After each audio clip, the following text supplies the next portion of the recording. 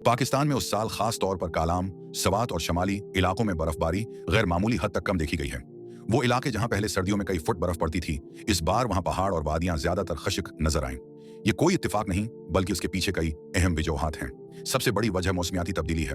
पिछले कुछ सालों में पाकिस्तान समेत पूरी दुनिया का मौसम बदल रहा है। सर्दियों का दर्जा हरारत पहले के मुकाबले में बढ़ चुका है, जिसकी वजह से वो बारिश जो पहले बर्फ की सूरत में गिरती थी, अब ज्यादातर पानी बनकर बरस रही है। इसीलिए कालाम और स्वात जैसे ठंडे इलाकों में भी बर्फ कम पड़ रही है। दूसरी बड़ी वजह वेस्टर्न डिस्टर्बेंस का कमजोर होना है। पाकिस्तान में ज्यादातर बर्फबारी यूरोप और बहरा रूम की तरफ से आने वाले सर्द मौसमी निजामों की वजह से होती है। इस साल ऐसे सिस्टम्स न सिर्फ कम आए, बल्कि जो आए वो इतने ताकतवर नहीं थे कि वो शदीद सर्दी पैदा कर सकें जिससे बर्फ जम सके। तीसरी वजह यह है कि इस बार सर्दियों में मुसलसल शदीद ठंड बरकरार नहीं रही। कभी मौसम अचानक गर्म हो गया और कभी हल्की सी सर्दी वापस आ गई। बर्फबारी के लिए जरूरी होता है कि दर्जा हरारत एक खास हद से नीचे लंबे अरसे तक बरकरार रहे, जो इस साल मुमकिन नहीं हो सका। चौथी वजह आलमी मौसमी निजाम है, जैसे एल नीनो। जब यह निजाम फाल होता है तो दुनिया के मुख्तलिफ हिस्सों में मौसम का तवाजुन बिगड़ जाता है।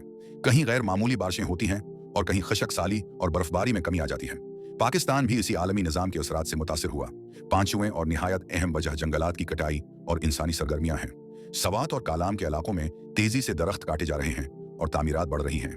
दरख्त ना हो तो इलाका ठंडा नहीं रहता, जिसकी वजह से मकामी दर्जा हरारत बढ़ता है और बर्फ पड़ने के इम्कानात मजीद कम हो जाते हैं। बर्फबारी कम होने के असरात आने वाले महीनों और सालों में वाजे होंगे।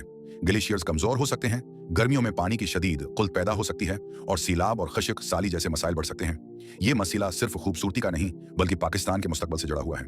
ये तमाम हकायक वाज़ेह करते हैं कि इस साल बर्फबारी कम होना किसी एक वजह का नतीजा नहीं, बल्कि मौसमियाती तब्दीली, आलमी निज़ाम और इंसानी गफलत सब मिलकर इस सूरत हाल का सबब बने हैं।